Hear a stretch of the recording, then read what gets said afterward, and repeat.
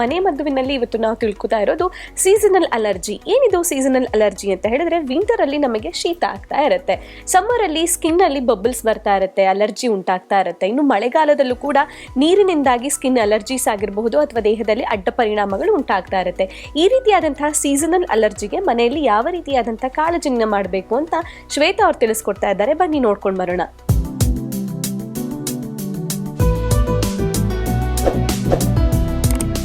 ನಮಸ್ಕಾರ ವೀಕ್ಷಕರೇ, ನಮಸ್ತೆ. ಆಯುಷ್ನ ಮನೆಮದ್ದು ವಿಭಾಗಕ್ಕೆ ಸ್ವಾಗತ. ನಾನು ಶ್ವೇತಾ. ಇವತ್ತಿನ ನಮ್ಮ ಮನೆಮದ್ದು ಸಂಚಿಕೆಯಲ್ಲಿ ನಾನು ಕಲೋಚಿತ ಅಲರ್ಜಿ ಅಥವಾ ಸೀಸನಲ್ ಅಲರ್ಜಿ ಇದಕ್ಕೆ ಮನೆಮದ್ದನ್ನು ತೋರಿಸ್ತಾ ಇದ್ದೀನಿ.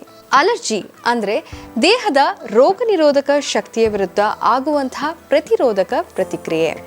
ವರ್ಷದ ವಿವಿಧ ಸಮಯದಲ್ಲಿ ವಿವಿಧ ಸಸ್ಯಗಳು, ಮರಗಳು ತಮ್ಮ ಪರಾಗವನ್ನು ಹೊರಸೂಸುತ್ತೆ. ಇದನ್ನು ಅವಲಂಬಿಸಿ ಮತ್ತು ನಾವು ವಾಸಿಸುವಂತಹ ಸ್ಥಳವನ್ನು ಅವಲಂಬಿಸಿ ಈ ಸೀಸನಲ್ ಅಲರ್ಜಿ ಕಾಣಿಸ್ಕೊಳ್ಳುತ್ತೆ. ಇನ್ನು ಚಳಿಗಾಲದಲ್ಲಿ ನಮ್ಮ ಮನೆಯ ಒಳಗೆ ಉಂಟಾಗುವಂತಹ ಫಂಗಸ್, ಮೋಲ್ಡ್ ಮತ್ತು ಈ ಸಾಕು ಪ್ರಾಣಿಗಳ ಡ್ಯಾಂಡರ್ ಇವುಗಳಿಂದ ಈ ಸೀಸನಲ್ ಅಲರ್ಜಿಗಳು ಹೆಚ್ಚಾಗ್ತಾ ಹೋಗುತ್ತೆ.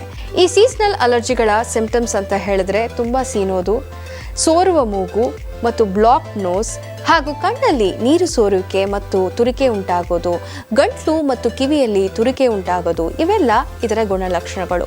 ಹಾಗೆ ಈ ಸಿಂಪ್ಟಮ್ಸ್ ಹೆಚ್ಚಾಗ್ತಾ ಹೋದರೆ ಇದರಿಂದ ತಲೆನೋವು ಕಾಣಿಸ್ಕೊಳ್ಳುತ್ತೆ, ಉಬ್ಬಸ, ಉಸಿರಾಟದ ತೊಂದರೆಗಳು ಉಂಟಾಗುತ್ತೆ ಮತ್ತು ತುಂಬ ವೀಸಿಂಗ್ ಪ್ರಾಬ್ಲಮ್ಸ್ ಹೆಚ್ಚಾಗುತ್ತೆ ಕೂಡ.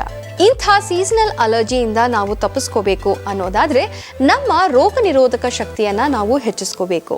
ಇದಕ್ಕಾಗಿಯೇ ನಾವಿವತ್ತು ಒಂದು ಒಳ್ಳೆ ಇಮ್ಯುನಿಟಿ ಬೂಸ್ಟರ್ ಮನೆಮದ್ದನ್ನು ತೋರಿಸ್ತಾ ಇದ್ದೀನಿ.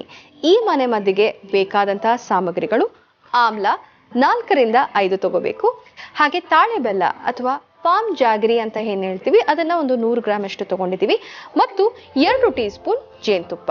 ಬನ್ನಿ ಇದನ್ನು ತಯಾರಿಸುವ ವಿಧಾನವನ್ನು ತೋರಿಸ್ತಾ ಇದ್ದೀನಿ.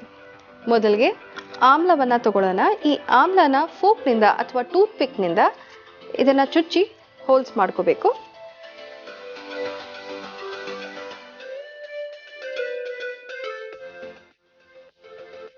ಹೀಗೆ ಎಲ್ಲ ಆಮ್ಲಗಳನ್ನು ನಾವು ಈ ಟೂತ್ ಪಿಕ್ನಿಂದ ಹೋಲ್ಸ್ ಮಾಡಿ ನಾವಿದನ್ನು ಬೇಯಿಸ್ಕೋಬೇಕು. ಈಗಾಗಲೇ ನಾನು ಬೇಯಿಸಿ ರೆಡಿ ಮಾಡಿ ಆಮ್ಲವನ್ನು ಇಟ್ಟಿದ್ದೀನಿ. 5ರಿಂದ 10 ನಿಮಿಷದವರೆಗೆ ಈ ಆಮ್ಲ ಸ್ವಲ್ಪ ಸಾಫ್ಟ್ ಆಗೋವರೆಗೂ ಅದನ್ನು ಬೇಯಿಸ್ಕೋಬೇಕಾಗತ್ತೆ. ಸೊ ಈಗಾಗಲೇ ರೆಡಿಯಾಗಿದೆ. ನಾವು ತಗೊಂಡಿರುವಂತಹ ತಾಳೆ ಬೆಲ್ಲದಿಂದ ಒಂದು ಸಿರಪ್ಪನ್ನು ಮಾಡ್ಕೋಬೇಕು. ಹೇಗೆ ನಾವು ಜಾಮೂನ್ಗೆ ಒಂದು ತೆಳ್ಳಗಿರುವಂತಹ ಸಿರಪ್ ಮಾಡ್ಕೋತೀವಿ, ಒಂದೆಳೆ ಪಾಕ, ಅದನ್ನು ಹಾಗೆ ಅಂಥದ್ದೇ ಒಂದು ಸಿರಪ್ಪನ್ನು ಮಾಡ್ಕೋಬೇಕು. ನಾನೀಗಾಗಲೇ ಅಂಥ ಒಂದು ಸಿರಪ್ಪನ್ನು ತಯಾರಿಸಿಟ್ಕೊಂಡಿದ್ದೀನಿ. ತುಂಬ ಗಟ್ಟಿ ಇರಬಾರ್ದು, ತೆಳ್ಳಗಿರುವಂಥ ಸಿರಪ್ ಇರಬೇಕು. ಸೊ ಈ ಸಿರಪ್ಪಲ್ಲಿ ಈಗಾಗಲೇ ಬೇಯಿಸ್ಕೊಂಡಿರುವಂತಹ ಆಮ್ಲವನ್ನು ಹಾಕೋತಾ ಇದ್ದೀನಿ.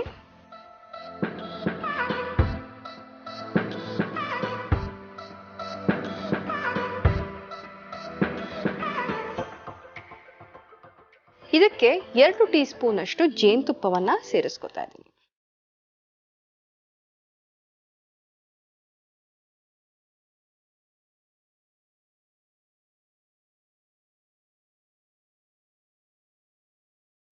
ನೆನಪಿರ್ಲಿ, ನಾವು ಬೇಯಿಸ್ಕೊಂಡಿರುವಂತಹ ಆಮ್ಲ ಈ ಸಿರಪ್ನಲ್ಲಿ ಒಂದು ಇಡೀ ದಿನ ಅದು ಸೋಕಾಗಬೇಕು. ನಂತರ ಇದು ಸೇವಿಸೋಕೆ ರೆಡಿಯಾಗಿರುತ್ತೆ. ಇದನ್ನ ನಾವು 15 ದಿನಗಳವರೆಗೂ ಆಚೆ ಇಟ್ಟು ಸೇವಿಸ್ಬೋದು. ಇನ್ನೂ ಹೆಚ್ಚು ದಿನ ಇದನ್ನ ಪ್ರಿಸರ್ವ್ ಮಾಡಬೇಕು ಅನ್ನೋದಾದ್ರೆ ಇದನ್ನ ರೆಫ್ರಿಜಿರೇಟರ್ ಅಲ್ಲಿ ಇಟ್ಟು ಕೂಡ ಸೇವಿಸ್ಬೋದು. ಸೊ ನಾವು ಈಗ ತಯಾರು ಮಾಡಿರುವಂತಹ ಈ ಮನೆಮದ್ದು ಒಂದು ಒಳ್ಳೆ ಇಮ್ಯುನಿಟಿ ಬೂಸ್ಟರ್. ನಾವು ಇದನ್ನ ಖಾಲಿ ಹೊಟ್ಟೆಯಲ್ಲಿ ದಿನ ಸೇವಿಸೋದ್ರಿಂದ ನಮ್ಮ ಇಮ್ಯುನಿಟಿ ಬೂಸ್ಟ್ ಆಗುತ್ತೆ. ನಾವು ಈ ಮನೆಮದ್ದಿನಲ್ಲಿ ಬಳಸಿರುವಂಥ ಆಮ್ಲ ಇದು ನಮ್ಮ ದೇಹದ ವೈಟ್ ಬ್ಲಡ್ ಕಾರ್ಪಸಲ್ ಇದನ್ನು ಹೆಚ್ಚಿಸುತ್ತೆ. ಅಷ್ಟೇ ಅಲ್ಲ, ಇದು ಶೀತ ಮತ್ತು ಅಲರ್ಜಿಯನ್ನು ತಡೆಗಟ್ಟುತ್ತೆ. ಹಾಗೆ ನಮ್ಮ ದೇಹವನ್ನು ಫಾರಿನ್ ಟಾಕ್ಸಿನ್ಗಳಿಂದ ರಕ್ಷಿಸುತ್ತೆ. ಹಾಗೆ ಇದರಲ್ಲಿರುವಂತಹ ಪ್ರಬಲವಾದ ರೋಗ ನಿರೋಧಕ ಶಕ್ತಿ ನಮ್ಮ ನೇಸಲ್ ಟ್ರ್ಯಾಕ್ ಅನ್ನು ಕ್ಲಿಯರ್ ಮಾಡುತ್ತೆ, ಸೀನನ್ನು ತಡೆಗಟ್ಟುತ್ತೆ. ಹಾಗೂ ನಾವು ಬಳಸಿರುವಂತಹ ತಾಳೆ ಬೆಲ್ಲ ಇದು ಅಸ್ತಮಾ, ಬ್ರಾಂಕೈಟಿಸ್, ಅಲರ್ಜಿ ಮತ್ತು ಇತರ ಉಸಿರಾಟದ ತೊಂದರೆಗಳನ್ನು ನಿಯಂತ್ರಿಸಲು ಸಹಾಯ ಮಾಡುತ್ತೆ. ಮತ್ತು ಜೇನುತುಪ್ಪ ಇದು ಅಲರ್ಜಿ ಇಂದ ಉಂಟಾಗುವಂತಹ ಇನ್ಫ್ಲಮೇಷನ್ ಅನ್ನ ಕಡಿಮೆ ಮಾಡುತ್ತೆ. ಸರಿ, ಹಾಗಾದರೆ ಇವತ್ತು ನಾವು ತೋರಿಸ್ಕೊಟ್ಟಿರುವಂಥ ಈ ಟೇಸ್ಟಿಯಾದ ಇಮ್ಯುನಿಟಿ ಬೂಸ್ಟರನ್ನು ಯೂಸ್ ಮಾಡಿ ಮತ್ತು ಸ್ಟ್ರಾಂಗ್ ಆಗಿರಿ ಅಂತ ಹೇಳ್ತಾ ಇವತ್ತಿನ ಈ ಒಂದು ಸಂಚಿಕೆಯನ್ನು ಮುಗಿಸ್ತಾ ಇದ್ವಿ. ನಮಸ್ಕಾರ. Click on the bell icon to watch our latest videos.